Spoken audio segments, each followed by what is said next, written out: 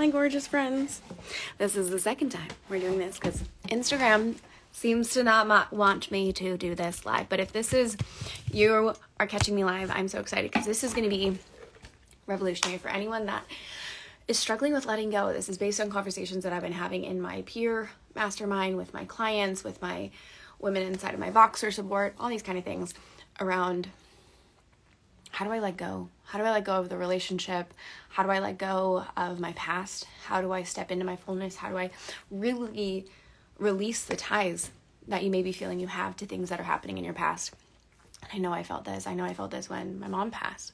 I know I felt this when I navigated my breakup. I know I felt this even recently with like old identities as I'm stepping into new identities and calling in new things with my business and stuff like that, that it can be scary. And it's like this weird grief process that happens. So if this is you, you're going to want to stick around. I'm so excited that you're here. You're going to want to save this. You're going to want to share this, refer back to it. I'm going to give you some tools. I'm going to tell you some real raw stories of how this has been in my life, my clients' lives, and how you can start shifting this so you can step into your full potentiality, really step into your power. Because the truth is, in order to step into your fullness, it requires some old parts of us to die. And that can be a really hard process. There's this whole phrase where it's like, have a leap of faith. And we don't talk about how hard that can be. But I want to give some insight of what's on the other side of that hard. Because unfortunately, life isn't this easy thing. But learning to walk with fear, learning to walk in our power is such a gift. And so hi, if you're an old friend, I would hope you would say hi on here so we can have a nice little rendezvous. And if you're someone new, hi, my name is Laura Patricia Martin. I am a trauma-informed relationship specialist. The way that I do things in this world is, yes, I study them. Yes, I know a lot of science. I'm very left brain. I explain things in a way that you can utilize, because what I've noticed a lot is that we have so much information and we don't have tools. And we don't have the accountability, and we're in such overload by trying to diagnose ourselves or trying to understand ourselves better, and we get stuck in these self-help cycles. And I really want to make it easy, make it something that is applicable to the modern woman, making it something that's practical, that you want to engage with, that feels pleasurable, that feels like, yes, I love for like things to be inspiring, but I also want to give you things to do. And so that's what we have here. So I'm so excited that this landed on your heart and that you're here. So for today, you're going to hear me talk about Sacred Singlehood. That's our 4-week signature offer, which is a program mastermind hybrid all around anyone that is navigating their single season. You can be in relationship and you can be in singleness where you realize you often self-abandon and you want to figure out how to come home to yourself, and you want to figure out how to soften and open your heart and really step into this feminine power that is you without viewing life through the lens of your trauma. It's a very trauma-forward program for the woman that's in that moment, because oftentimes we're trying to rush. And this goes hand in hand with this conversation today, right? Like we're trying to rush this sacred moment, this in-between, this gray area, not realizing how sacred it is, like thinking something's wrong with us for being in it, when really it's this great opportunity to learn more about yourself. And so that's what Sacred Singlehood is. I'm going to talk about that more at the end and kind of weave stuff in throughout this. But what I was talking about in my first live around letting go is I felt this in so many ways. And this might land for you, this might not. It might just be the same feeling, right? Where it happened, I remember, like in letting go happens in different capacity. I remember when my mom passed. I was 22 years old, and I was so afraid of actually letting go of that victim role, of that identity that I had, that she knew me as, that as the daughter, right? Because I no longer necessarily was in the context of what our relationship was. And I was afraid if I let go of that, I would forget about her, and I would forget the wisdom, and I'd forget her voice, and I'd forget all these things. And so I clung to this like victim identity, and it got me very angry in my life.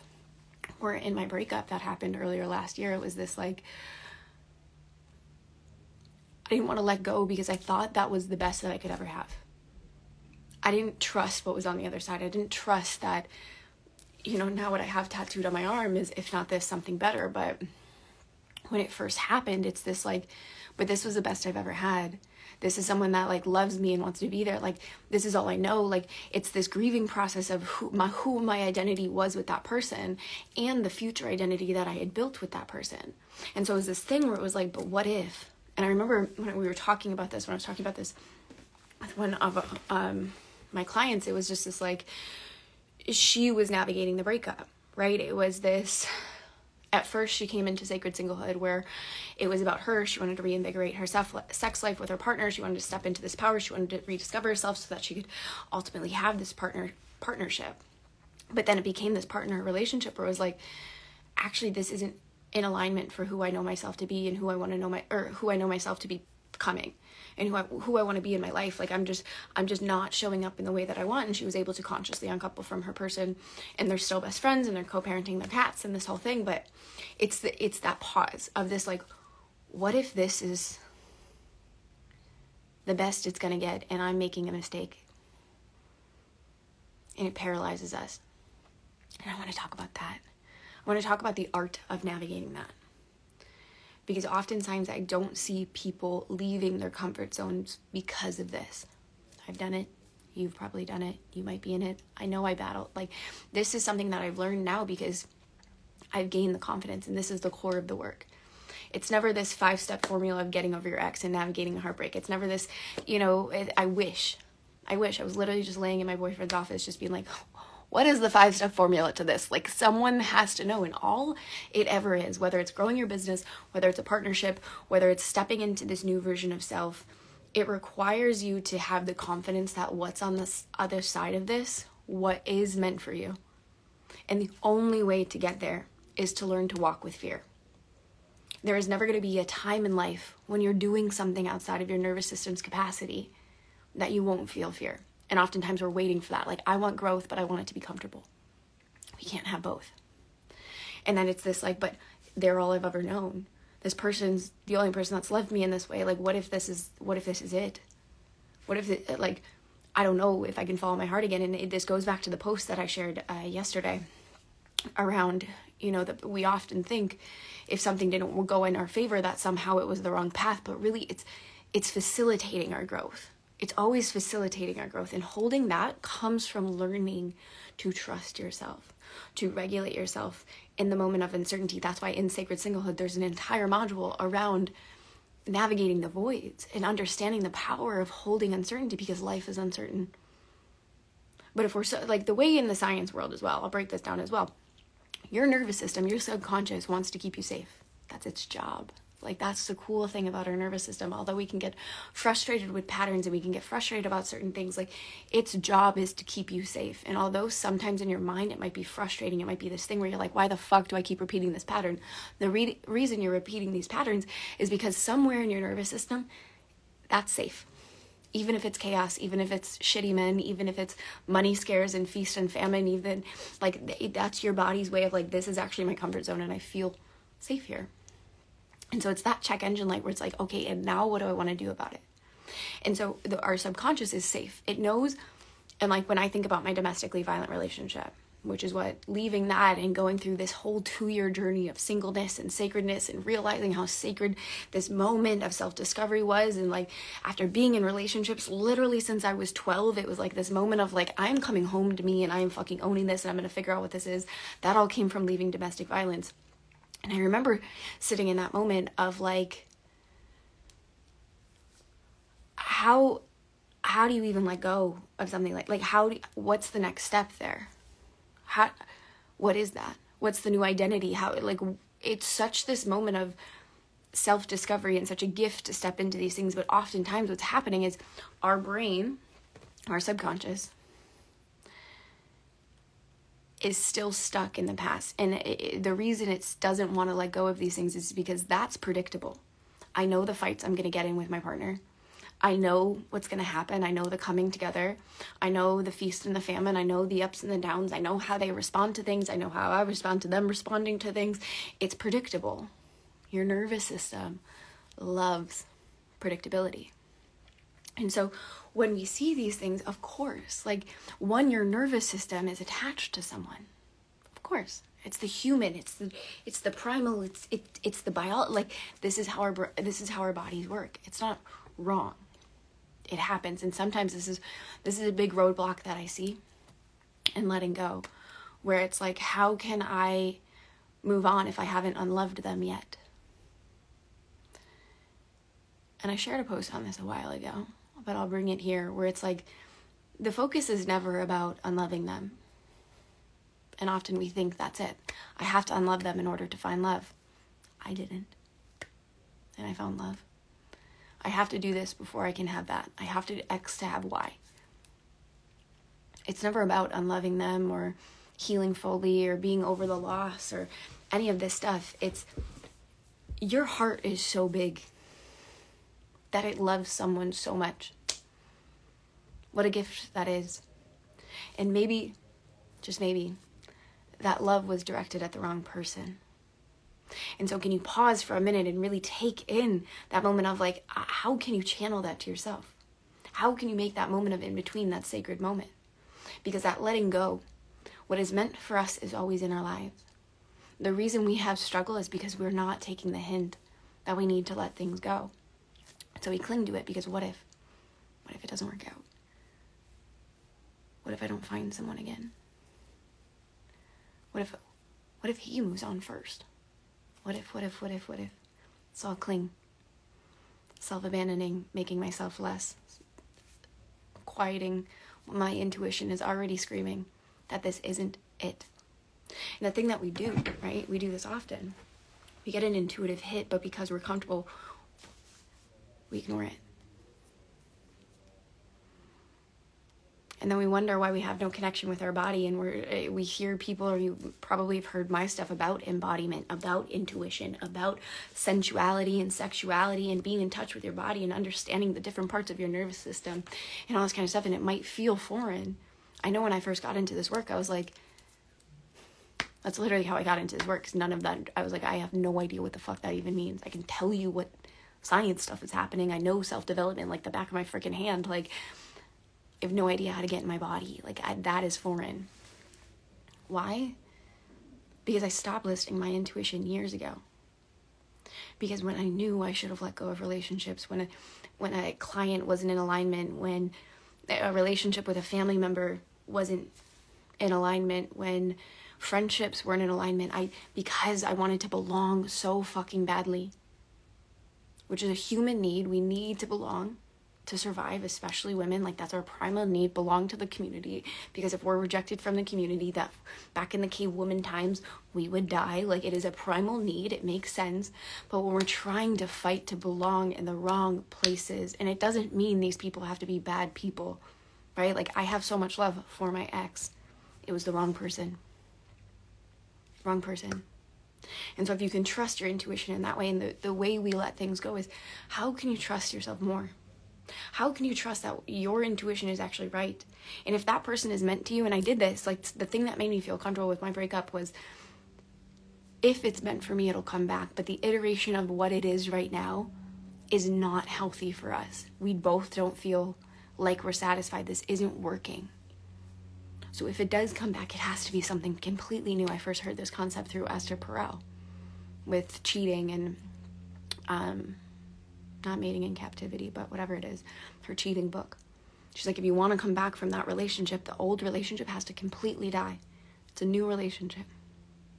And that's how I felt going through these things. And it's like, okay, so if this is how I can hold my power, can I trust that my intuition is right? And either way, right, like the core of confidence isn't the success you have, isn't the to-do list you get done, isn't the number in your bank account, isn't the size of your body and the way that you look and the way that you cut your bangs. Although these things are fun, they're fun. They don't actually give you confidence. Confidence comes from making your word law and continually keeping your commitment to yourself. Time and time again, that's step number one. If you struggle with that department, that's where you want to work first. Is, where am I letting myself break my commitments to myself? Where are you doing that? Because when you start to tap into that and you know that no matter what, you got your back, the second form of confidence comes. That I trust my intuition so much that I'm going to go. I did that, right? Like, it was, I'm going to leave the relationship. I left Asia with 3 weeks notice because I knew I was going to find love in America and it just didn't fit. Like, none of it really made sense. My life hasn't made sense. It was intuitive hits. All this stuff, and sometimes it led to sticky pickles. The second form of confidence came from, even when it doesn't work out, I know myself to be okay. Because the truth is, you have made it through every hard day of your life. You have picked yourself up every fucking time. But oftentimes what we're doing and what is happening in our nervous system and our brain and our amygdala and all the kind of things and how sexy and cool our brain is of protecting us is that the narratives get trapped, where it reminds you of all the times it didn't work out. All the times we've taken a program and nothing changed. All the times we hired a mentor and nothing changed. All the times we tried to fall in love and got our heart broken. Our brain goes into this remember when. And so what happens, we start to dull, quiet, be less. Because I don't want that to happen. I don't want to be disappointed. And I'd rather say I told you so than get my heart broken by going all in on something and it not working out. But when you do the nervous system work and you recognize that the fear, the things that are limiting you from showing up in your full capacity are old versions of yourself that are running the show. That 7-year-old that didn't get her way. For me, it's often my teenager. I often think of the times when it was, my 16-year-old that was abandoned by her parents and had to raise herself too young. Or the 22-year-old that moved to Asia and got herself into domestic violence and drugs and eating disorders and all the things. I often look at those parts of self when they're running the show, when there's fear in the way. And then I'm reminded of the 30-year-old that I am now that has picked herself up 100 times to get here.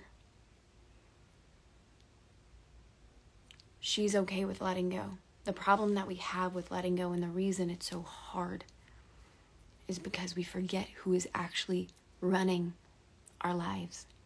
We're reacting from different parts of our nervous system. This is why inner child work is such a leading thing that I do in my work. Because it's not about getting rid of these things. It's not about perfecting. I was in my post recently about if I can just become the most perfect version of myself, somehow I'll be lovable and I'll have the things. And then we realize perfection isn't it. And the only way that it is actually recognizing that these parts of yourself, the one that's jealous, the one that's insecure, the one that's angry, the one that's giddy with delight, the one that's afraid of everyone leaving, the ones that, the things that are real about a human, we all have that. I have that almost every day that happens. But I know who's running the show is me, capital S, self. The one that's gotten off her floor, the one that's gone into the meetings, that got the help, that did the things that she needed to do. And so when we're struggling with letting go, it's really reflecting back to that moment of who is running the show here?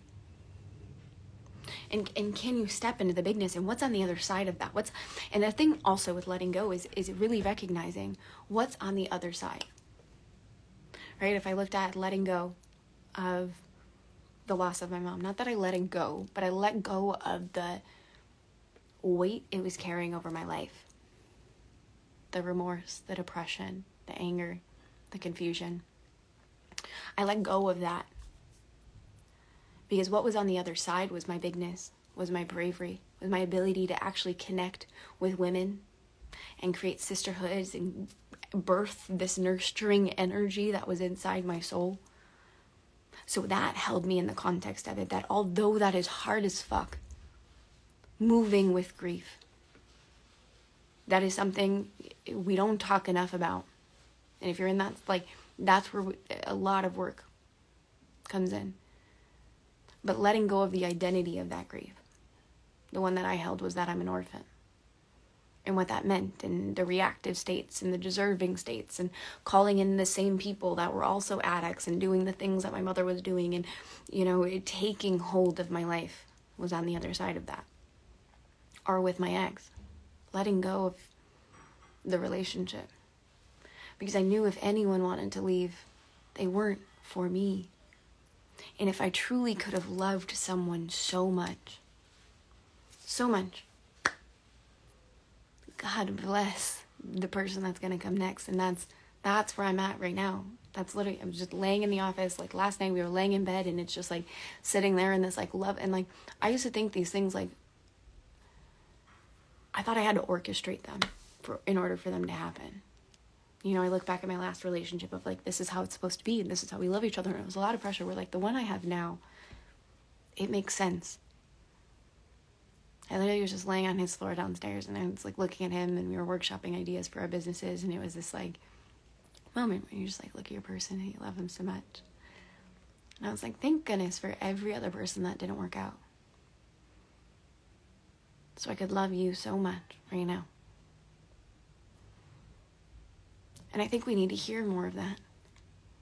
Because a year ago to this month, the man I thought I was going to marry left. And I didn't know. I was going to move to Costa Rica. I had no idea. I put all my shit in storage. Lived at my best friend's for like 2 months because I didn't know what the fuck I was doing. Because I didn't know where I was going to live. What was happening. But I trusted so fully in myself. To fall in love with myself. I spent 2 months traveling.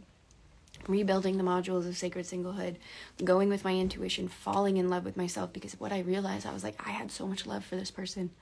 And like I said in the beginning of this live, is I just directed it at the wrong person. What a gift it is to have this opportunity to rechannel it. And I remember when it was like, during our closing and our breakup, it was like, I just want you to find someone that can like not feel like this whole thing is work. To now be in a space where this relationship, it's honestly, we had a couples counseling consult the other day where it was like, she's like, you guys do so well. Like, why do you need this?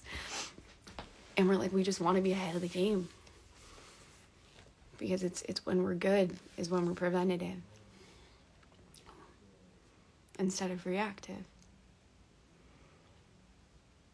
And to get there to letting go of the identities of all the things I thought I should have been.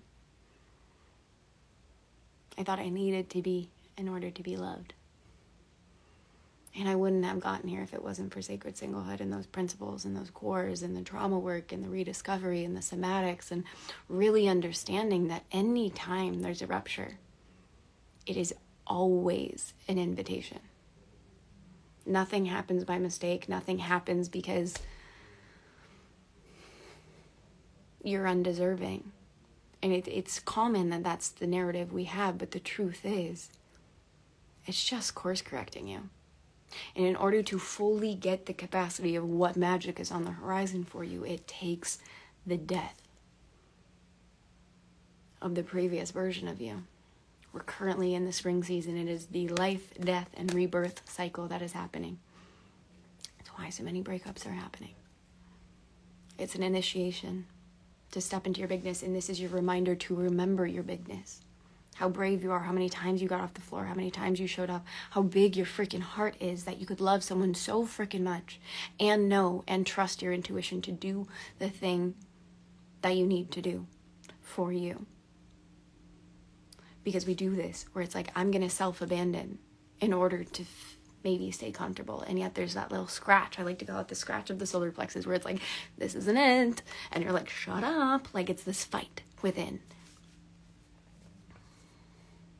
Who would you be on the other side of that? If I told you no matter what, you'd be okay.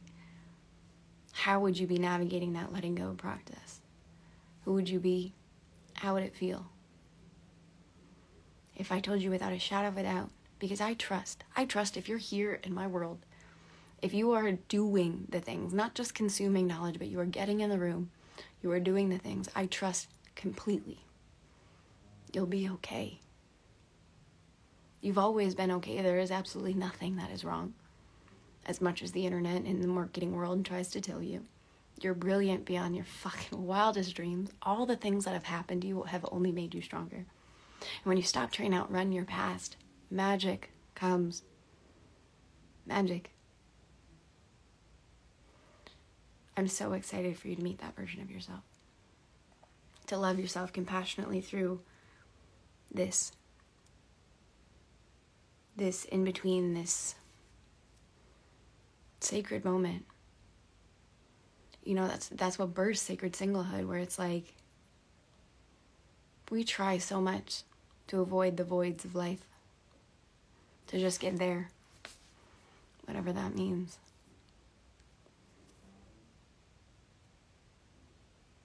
When really that's what's built you all this time. Every time something cracks, you find something more about yourself. If you're leaning in, and I know you're a conscious individual, and instead of drowning it with work or busyness and whatever, I know right now you're craving softness. You're craving a space to softly land on your heart, to be understood, to pivot the way that you've been doing things and saying things and repeating things. It's like, okay, I notice you're the common denominator. I was the common denominator. And instead of rushing to be chosen, to be in the relationship, it was like this, like anxiety. Will someone choose me? And then one day something happened where it was like this, realizing that area of in between, that pause between who you are and who you're becoming, is the most sacred time of your life. And instead of rushing it, how can you let it turn you on? How can you let it be a conversation with yourself that you've never had? So that when you meet your person, they will see you in such a way that is just a mirror of the love that you have for yourself. That you can lay in bed and it's just this like wash of love, and they're reminding you, reflecting back to you how brave you are and how loved you are and how safe you are and how brilliant you are and how it's mind-blowing. And you can fully receive that. And you can give that, because we can only love at the capacity of which we love ourselves. And so using the months, the times, the periods, there's going to be a time in your life. There's going to be a time in your life when you're sitting with your person. You're going to be together for 40 years.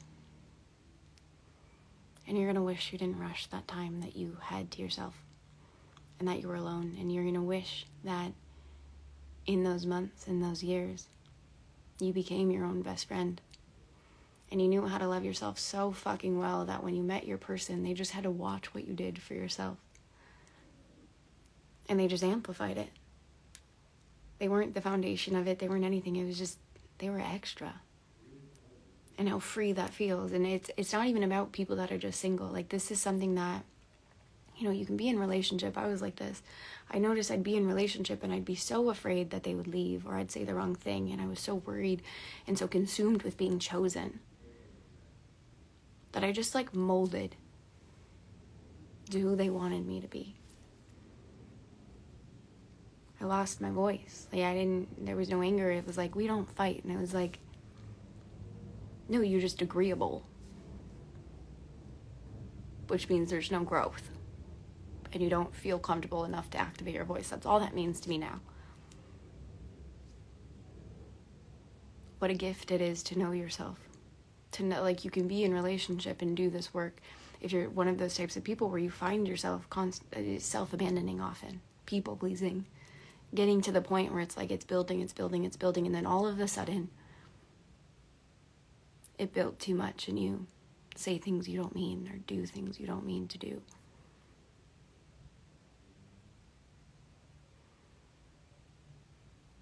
What a gift. And so really, to bring this full circle, the letting go, how do I let go? What is that? How? I want to move on. I want to call in my person. I want to move forward. I want to be open to love. I just want to stop fucking obsessing about this. I want to be in my life. I get you. Save this, listen to this as much as you need.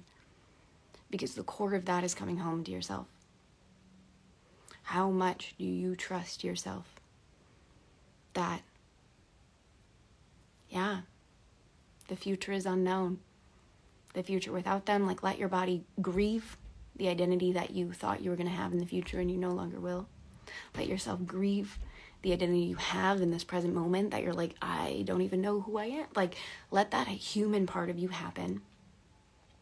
Identify the different parts of you, that need extra love? Is it your inner child? Is it your 16-year-old? Is it your 12-year-old? Is it your 20-year-old? Like, where is that love on her? And then can you get to the part where it's like, even if it doesn't work out, you'll be okay. That's when you hit the nail on the head. That's why I fell on my heart so openly, so quickly. Not quickly, but after this, 4 months after my ex walked out. Because one, I had spent so much time in sacred singlehood for 2 years. I used these tools, and I knew that, holy fuck, if I could love someone that much, imagine what's next. Imagine. And that doesn't mean nothing is wrong with you if things don't work out. We really got to work on that belief system.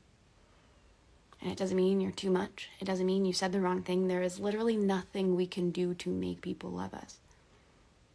And besides being your full self, oftentimes I see relationships ending because it's like, they fell out of love with me because I started to be myself. It's like, well, why weren't you yourself to begin with? This is why those sacred single years are where you discover who that is. So you could bring her in. So you can have the unshakable confidence where it's like, it's not determined on outcome. It's determined on, can you hold yourself even if it doesn't work out? To walk with fear. And know that, like, you got your back. You have the tools, you have the resources. You've picked yourself up 100 times. And now it's just about amplifying life. It's about finding the women, finding the mentors, finding the therapists, finding the people in your life to walk hand in hand with, to just amplify life's existence. Not to make it a bubble boy situation, bubble girl situation that nothing happens and we stop trying and we shut ourselves down because we got heartbroken. It's to crack open and see, wow, what a gift of a learning process this is. What am I going to do now? What magic do I get to create now? That takes letting go. It takes softening. It takes trusting the feminine. Instead of trying to fix with this masculine energy, it takes being in the feminine and just surrendering to the unknown. And I know when we've been through trauma, that is hard. That's why I do the work that I do in the way that I do it. Because it's a very different approach, and that is not just like writing something inspirational and aspirational and hoping somehow that sticks and putting it on a wall. There's actual science to the nervous system, of regulating the nervous system, of building this trust, of understanding where you're at within your body so that you can hold so much and hold the capacity. Because that's what it is, right? Like, letting go means there's a next edge, a growing edge, something right on the horizon. You probably feel this, where it's like you're right on your growth edge, your person's right around the corner, you're about to launch this business, you're about to step in your business, you're about to do this, you're about to scale this, you're about to travel here, you're about to look this way, like right on the edge. And then the fear of success can come in. And it's expanding the nervous system to hold that. There's science to that. That's not a woo-woo thing. That's getting in your body. Healing the trauma that is keeping us stuck in the cycles.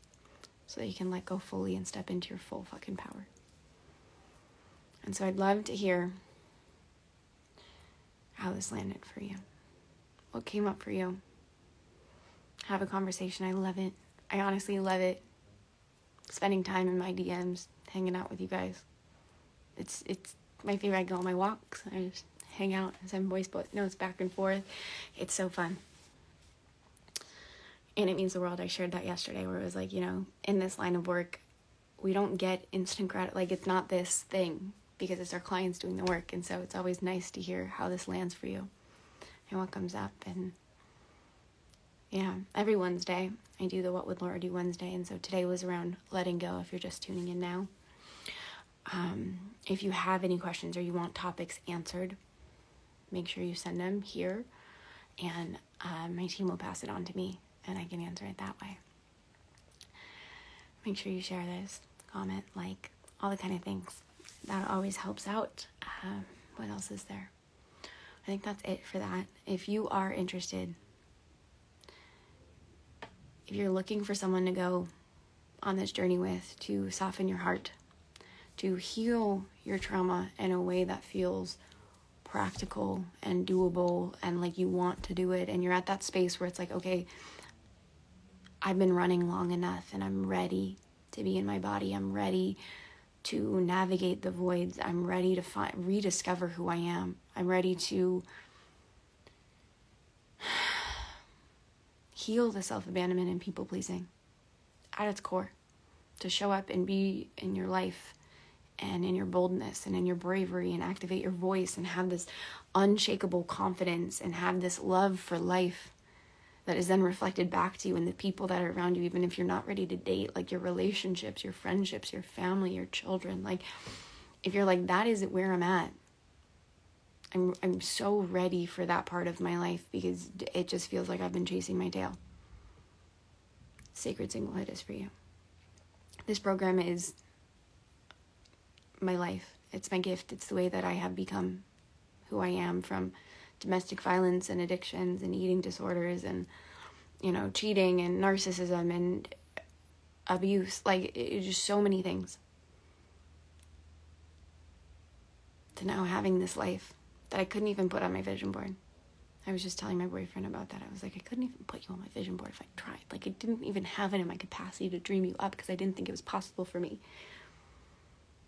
That sacred singlehood is that bridge, a trauma-informed lens, because I don't think we talk about that enough. In this world of relational awareness, it's very self-righteous. It's very just like, get over it already. It's very like, it doesn't take the trauma lens in. It doesn't take you in. And what makes this so different is there is so much information out there, right? So I'm sure you know so many things, but there's not enough applying. And so what makes this different is you will get the knowledge right when you sign up, right today. You sign up, you pay the $2,222, or you choose a payment plan or whatever it is, you get the modules right away. You can start literally right now. What makes it different is it has this mastermind aspect. Because I want to be in your pocket. I want to be there for you through this. And so we'll have a Telegram group that kicks off Monday. If you don't know what Telegram is, it's an audio messaging app. And so you get to go through the practices. You get to come in and you get me in your pocket for 4 weeks. I know we have busy schedules. And I know our healings are at different times. Some of us do it in the morning, some of us do it at night, some of us do it in the afternoon, some of us do it when our kids are sleeping. Like, that part is on your own watch. And then sometimes it's like I'm driving in the car and I just have an idea, or I'm on a date and I get triggered, or I have to go see my ex and I'm triggered because we're passing off the kids and this is happening. Like, help support me in this. That's where true patterning, reprogramming happens. In the moment. It's not in the inspiration. Because what happens is we get triggered and our prefrontal cortex turns off, and then all of a sudden we're like, I have the tools and I forget, like, what's happening. That's why I love this. It's different than therapy, because you probably feel the same thing. In therapy, it's like you go and you talk about stuff and you're just activated and you're on adrenaline and this is what's happening. We do the somatic work. I walk with you on the journey of meeting your body again, however long it's been, so that it's no longer a mystery box and a confusion, and you're repeating these cycles and confused, and your 7-year-old self and your teenage self is running your life, and you're wondering why these patterns keep repeating itself, and you're having these situations happen. I'm going with you on a journey into your body to heal it, so that you use this sacred single time, even if you're in a relationship, this time of I'm choosing me first. You use this time to rediscover who you truly are, without the triggers of your trauma, without the triggers of your past getting in the way. Who would you be without that? What types of relationships would you have? What types of conversations would you have? Where would you be in 4 weeks without that? I just got my first client that went through this last year, Sacred Singlehood. She just emailed me, and she came into it because she's had a disordered relationship with food because she had chronic health issues. She had gone through my IBS programs and things like that, and she just kind of like hopped through all my programs. She just like loved it, even though she initially came to me for health issues, and she just kept going, which is why I love my world. Like, of course it all goes together. And she just emailed me where she's like, and I remember she came into the program and she was projecting some of her stuff onto her kid. And she's married. Again, you don't have to be single for this. It is just for when you want to learn how to stop self-abandoning and step into your sovereign self. And so she messaged me and she's like, hey, Laura, I just wanted to let you know, like, a year ago, I did Sacred Singlehood, da-da-da-da. I have the best relationship with my daughter now. And then ended it. She had a whole bunch of stuff. I put it in the slide deck. You can go look at it in my recent post. Ended it with, it's incredible what can happen in a year. She went on to heal her health issues. She went on to actually become a health coach herself. And go back to school for that. On top of healing her relationship with her children and her husband and her body. This work is multidimensional. When we let go of the past version of ourselves and we actually show up in this, the presence, the art, the truth of who you really are. It's multidimensional. Like, there is no limit. It's incredible. And so if that feels like you're like, I'm ready to re-enter the flow of my life, the joy of my life, the art of my life, to show up and be seen, to call in the love for myself, to not feel like I'm always having to rush things, to actually be okay in this moment, because you're using as a check engine light Sacred Singlehood. I'd love to invite you to it. And if you want to have a conversation, I don't do discovery calls, but I do voice notes over DMs, so you can ask me anything. Like, I don't chase. I don't do any of that. It's just like if you were shopping at a luxury store, you come in, we see if we have the bag that you're looking for that'll look just perfect for your outfit. And if not, no frickin' sweat. I want to make sure it is absolutely perfect for you so you get the best results. And I know sometimes that can be a little crunchy. We get a little scary about that because we feel bad about ghosting people. It's like, that doesn't affect my life. Like, if you have questions and you're on the fence and you need someone to coach you over the fence, and I do this with my mentor where I'm like, can you just sell me on this? Like, support me in this? Like, I have walked myself through so many investments in my life to become this version of myself. From $97 to $33,000. I know, and the fear is always there. The fear feels the same in all of those. And so I'm there to support you in it. I'm not there to push you, because I want to make sure that you are in a regulated state so that you can actually receive this transformation. But if you're feeling that crunch and you're feeling like, it's not the right time, all the money and all the worries that we have, that is our subconscious just keeping us safe. Like, just witness that right now. That's it happening. It wants you to stay the same because it's comfortable where you're at. And that's your choice of bravery, of who do I want to become and who do I want to walk on that journey with? Where do I want to land? How do I want this to look? And then you lead yourself from that place. Not from the wounds, not from the scared, from the I'm choosing from my future self right now, what I want and how I want my life to be created. It's a self-coaching moment, and I'd be happy to facilitate that for you if you have any questions. So like I said, this starts on Monday. This is a $2,222 investment. We have extended payment plans available for 4 months and 8 months. It will be evergreen. You can buy it at any time. The Telegram group is what makes it a high ticket item, because I don't know when I'm going to be running that again, because I don't normally do that. That is usually only for Iconic that I have high level support. So if you want to get in this round, I highly recommend it. It's the best round yet. My life has never been more potent with this work and what I'm learning in school. I'm in somatic attachment therapy, what I'm learning with my clients, what I am in my life with. Like, I've never been more aligned with this work. And the results my clients are seeing in an hour that they've been trying in therapy for the last decades is mind-blowing. So I'd love to invite you, wherever that is, however that looks. But I love you. Like, I love this community. I love this space so much. And I hope you feel that. And, you know, whether you leap into sacred singlehood or not, like, just time in general is the resource that we can never get back.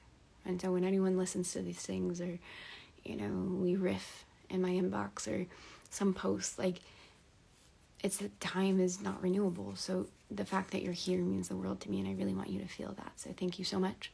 And I will see you somewhere on the internet. Happy healings, baby.